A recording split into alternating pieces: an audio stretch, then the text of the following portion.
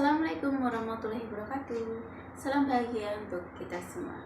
Dalam kesempatan kali ini, kami dari kelompok 3 akan menjelaskan dan membahas mengenai bab 19, yaitu tentang mengelola komunikasi pribadi, pemasaran langsung dan interaktif, berita dari mulut ke mulut, dan penjualan personal. Video pembelajaran ini kami buat untuk memenuhi tugas dari pemasaran lanjutan yang diberikan oleh Bu Haji Surya Bintari SEMM. Sebelumnya, saya akan membacakan nama-nama anggota dari kelompok kami yang terdiri dari 7 orang, yaitu 1. Saya sendiri, Tri Wahyuni, dengan NIM 1118-10869. Yang kedua, Wiwin Budi Nur Saputri dengan NIM 1118-10984. 3. Lilis Nur Aini dengan NIM 1118-10366.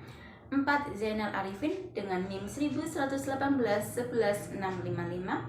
5. Lina Lincahya dengan NIM 1118-10645. 6. Khairunisa Nabila dengan NIM 1118-10643. 7. Agasta Sekar Saftari dengan NIM 1118-10450. Untuk mempersingkat waktu, mari kita mulai pembahasan materi ini. Pemasaran langsung. Pemasaran langsung atau direct marketing adalah menggunakan saluran langsung konsumen untuk menjangkau dan mengirimkan barang dan jasanya kepada pelanggan tanpa melalui perantara pemasaran. Perantara pemasaran yaitu perantara yang menghubungkan antara penjual dan konsumen atau produsen dan konsumen. Perantara pemasaran ini bisa seperti agen, grosir, importir, eksportir, atau lainnya. Jadi, pemasaran langsung bisa dikatakan sebagai transaksi antara penjual dalam rangka menjangkau dan mengirimkan barang dan jasanya kepada konsumen tanpa melalui perantara-perantara yang saya sebutkan tadi. Dan peristiwa ini atau transaksi ini bisa terjadi interaktif langsung antara penjual dan konsumen melalui tatap muka atau bisa melalui virtual atau video online. Untuk pembahasan lebih lanjutnya akan dibahas di slide-slide berikutnya. Saya Win Budi. Di sini saya akan menjelaskan tentang bagaimana sih pemasaran langsung itu dapat dilakukan. Ya, pemasaran langsung dapat dilakukan melalui situs web. Yang kedua, pemasaran katalog. Pemasaran katalog itu pun dapat dilakukan dengan pembuatan video-video yang kreatif atau online menggunakan media sosial yang sering kita gunakan. Selanjutnya, TV interaktif. Kenapa sih menggunakan TV? Ya, salah satu alasan kenapa kita menggunakan media TV interaktif karena dengan menggunakan media TV interaktif, para customer kita dapat menjangkau customer secara luas. Selanjutnya, telemarketing. Apa sih telemarketing itu? Ya, telemarketing adalah sebuah strategi pemasaran langsung jarak jauh dalam memasarkan produk atau jasa tanpa sebuah perantara dengan menggunakan suatu alat telekomunikasi seperti telepon atau saluran internet. Selanjutnya, kios. Kios adalah sistem penjualan langsung yang menggunakan sebuah teknologi, yaitu dengan menggunakan mesin penyedia produk. Contohnya, mesin penyedia produk minuman kaleng. Manfaat pemasaran langsung bagi penjual. Manfaat yang pertama yaitu pembentukan hubungan dengan konsumen.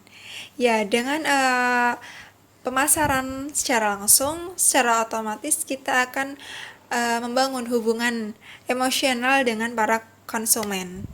Kedua, menurunkan biaya dan meningkatkan kecepatan serta efisiensi. Tentu saja, dengan pemasaran langsung kita tidak perlu menggunakan media seperti brosur atau perantara lain yang dapat menaikkan biaya pemasaran. Yang ketiga, fleksibilitas, dan yang keempat, global. Ya, dengan pemasaran langsung kita dapat memasarkan produk secara global, secara luas, sehingga produk yang kita pasarkan dapat menjangkau para customer yang berada di luar wilayah. Baik, di sini saya akan menjelaskan mengenai manfaat pemasaran langsung bagi pembeli. Ada 4 manfaat pemasaran langsung bagi pembeli. Yang pertama yaitu nyaman. Dalam artian, pembeli tidak dihadapkan dengan kemacetan atau mencari-cari tempat parkir atau bahkan berkeliling mencari toko demi untuk mendapatkan produk yang diinginkan.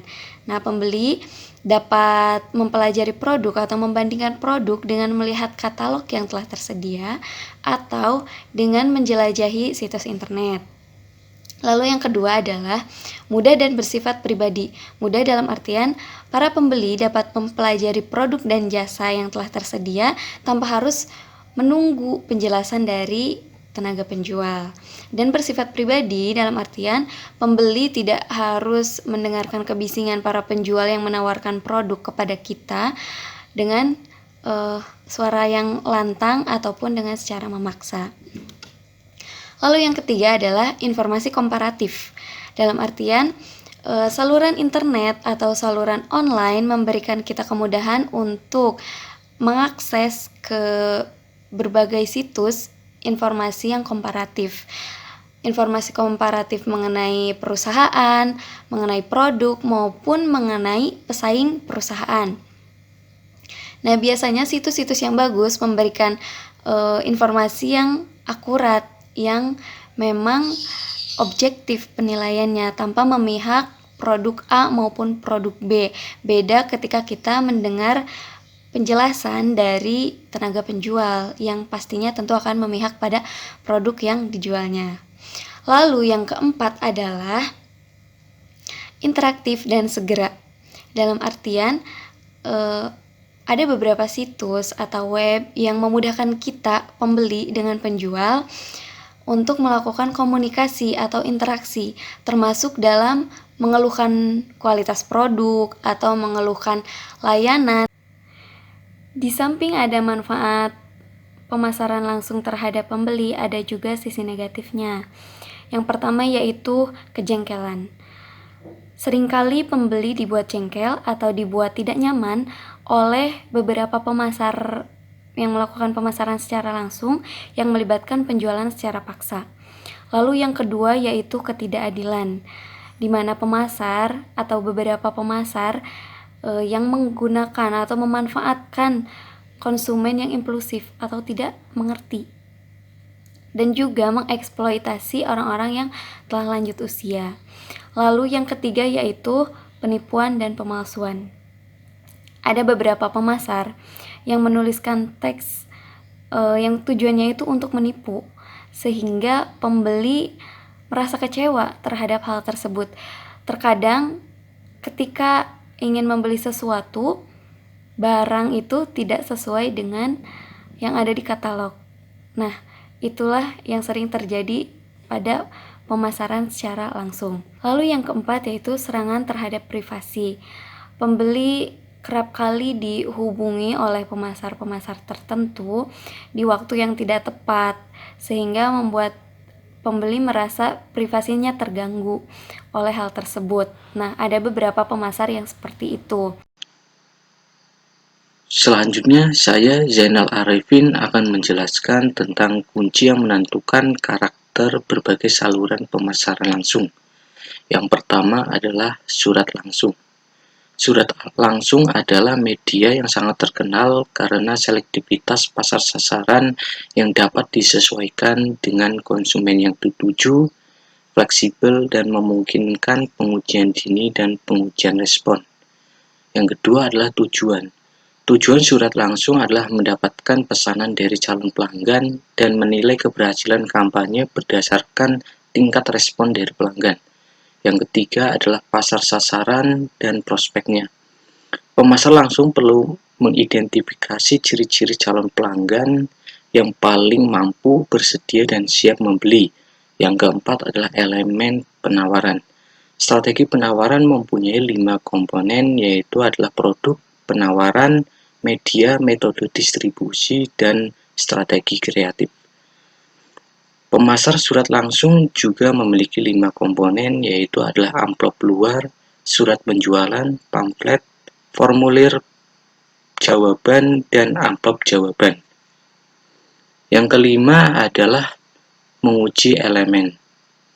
Salah satu keunggulan besar dari pemasaran langsung adalah kemampuan menguji dalam kondisi pasar real elemen-elemen yang berbeda-beda suatu strategi tawaran, seperti produk, ciri-ciri produk, isi naskah, jenis pengiriman, amplop, harga, atau daftar alamat. Dan yang terakhir adalah mengukur keberhasilan kampanye. Dengan menambahkan biaya kampanye yang direncanakan, pemasar langsung dapat menentukan tingkat respon titik impas yang dibutuhkan. Tingkat ini harus merupakan hasil bersih barang yang dikembalikan dan juga piutang tak tertagih. Selanjutnya adalah pemasaran interaktif. Pemasaran interaktif menurut Kotler dan Keller tahun 2012 adalah pemasaran interaktif adalah kegiatan dan program online yang dirancang untuk melibatkan pelanggan atau prospek dan secara langsung atau tidak langsung meningkatkan kesadaran, memperbaiki citra, atau menciptakan penjualan produk dan jasa. Pemasaran interaktif juga dikenal dengan pemasaran online. Ada software web broadcaster atau net broadcaster seperti Pointcast, Backweb, dan Castanet. Jenis pemasaran interaktif. Pemasaran interaktif mencakup banyak jenis inisiatif. Pemasar interaktif dapat berinteraksi dengan pelanggan melalui konten yang dinamis seperti bercerita virtual, konten yang dipublikasi, informasi berlapis, dan interaksi dua arah. Apapun jenis inisiatif pemasaran interaktif yang Anda terapkan, gunanya adalah untuk membuat konten yang menarik dan relevan bagi pelanggan. Jenis-jenis pemasaran interaktif yang pertama yaitu mendongeng interaktif. Pemasar dapat memanfaatkan peluang untuk sedinamis mungkin dengan konten.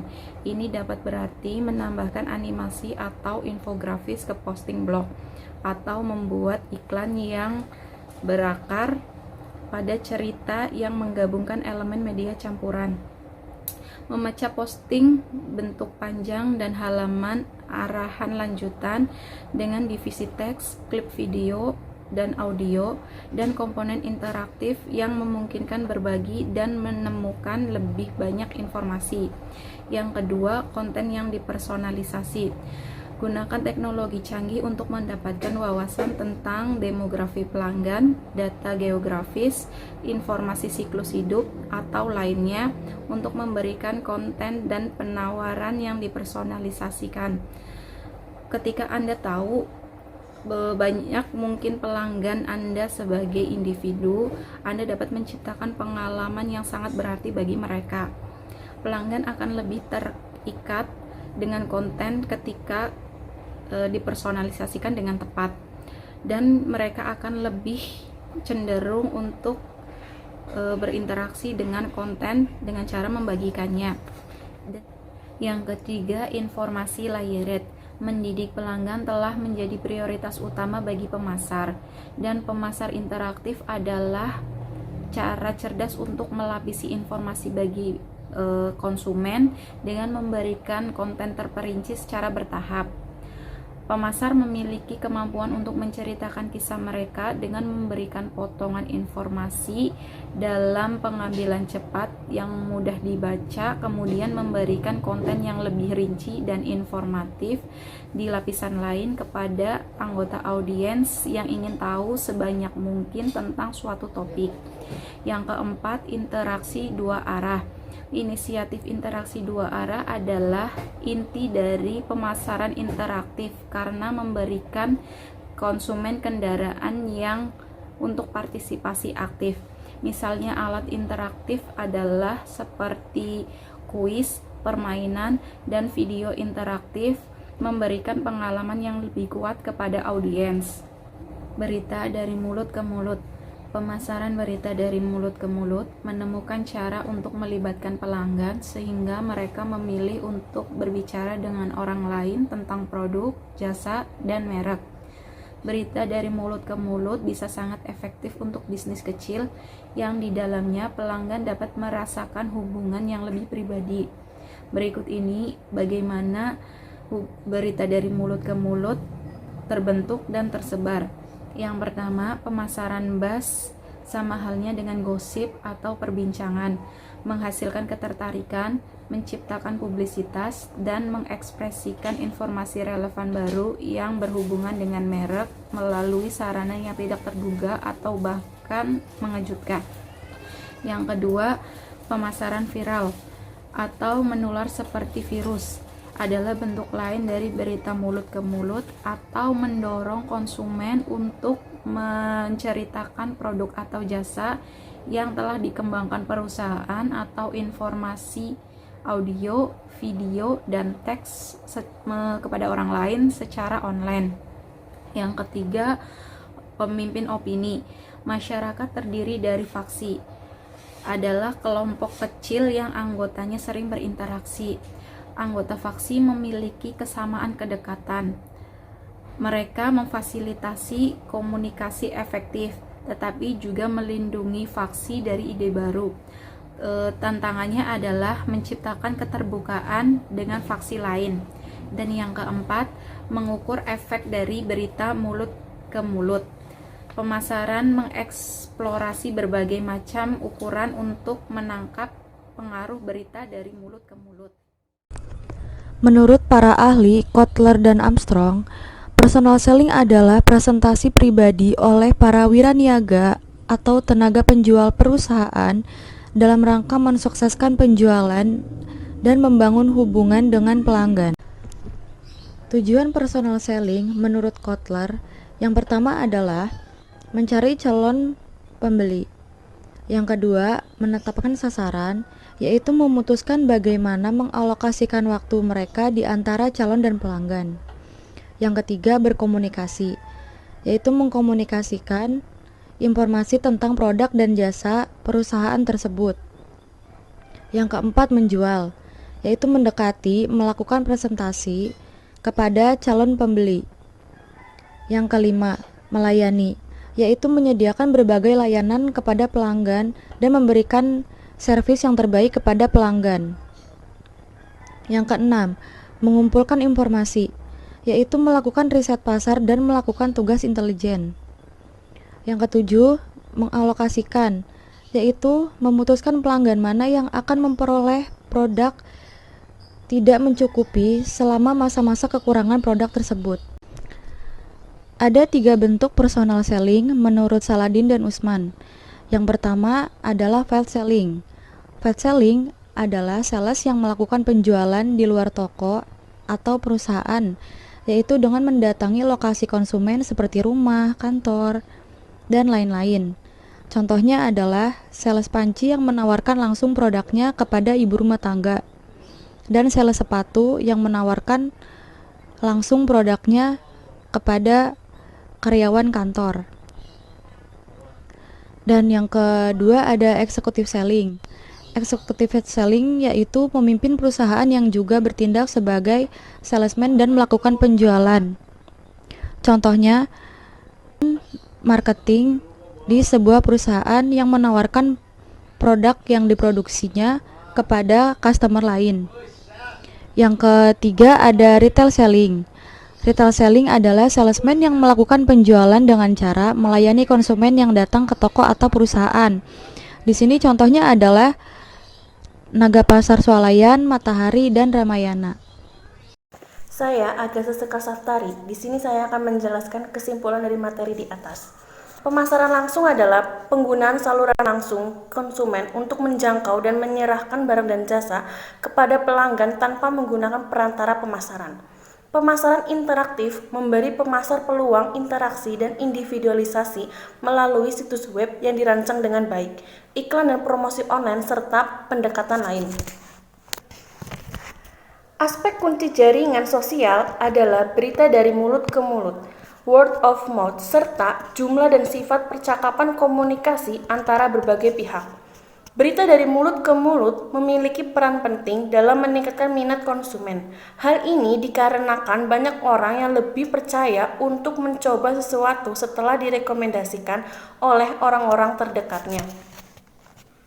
Dikaitkan dengan era sekarang, banyak konsumen yang lebih menyukai pemasok yang dapat menjual dan mengirimkan beberapa produk dan layanan yang terkoordinasi ke berbagai lokasi, cepat memecahkan masalah yang timbul di tempat berbeda, dan dapat bekerja sama dengan pelanggan untuk meningkatkan produk dan prosesnya. Sekian presentasi dari kelompok kami, kurang lebihnya mohon maaf. Terima kasih atas perhatiannya. Wassalamualaikum warahmatullahi wabarakatuh.